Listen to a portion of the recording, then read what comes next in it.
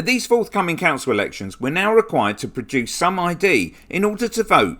But listen to this. If we look at the Electoral Commission data on all of this from 2022, there were 7 allegations of personation at polling stations. So the reason we're now required to show ID is down to the fact that 7 people out of the entire nation tried to commit voter fraud.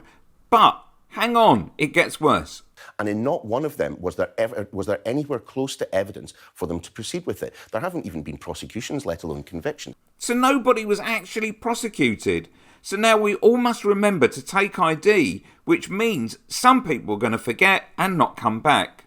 So again, I ask why. On the one hand, you have the rights of 2 million people without photo ID potentially becoming disenfranchised, and you've got 7 allegations of personation in 2022, none of which resulted in a conviction. So possibly 2 million people might not have any form of ID or the right kind of ID, and so won't be able to vote because of supposed voter fraud.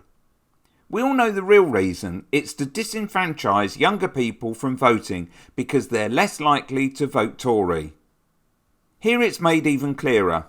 But look at the cards that are allowed to be used. The older person's bus pass, the disabled person's bus pass, the Oyster 60 Plus card, the Freedom Pass, the National Entitlement card, the 60 and over Welsh concessionary travel card.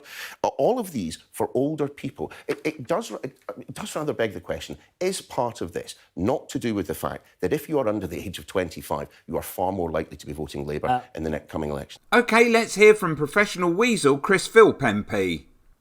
Nonsense. I think the studies that were done showed that actually younger people were more likely to have, I mean, the figure's 98% overall. So, I mean, most people have one of these forms of ID. But I believe the study showed that younger people were more likely, even more likely, to have one of the various forms of ID than older people. So the point you're making, I think, is categorically not fair.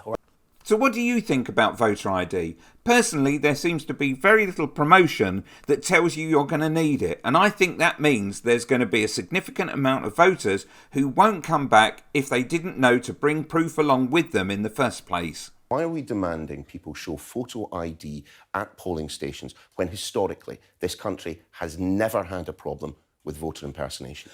Well, of course, one of the issues with voter impersonation is by definition, you don't know when it's happening. Click here to find out if Suella Braverman is moral grandstanding.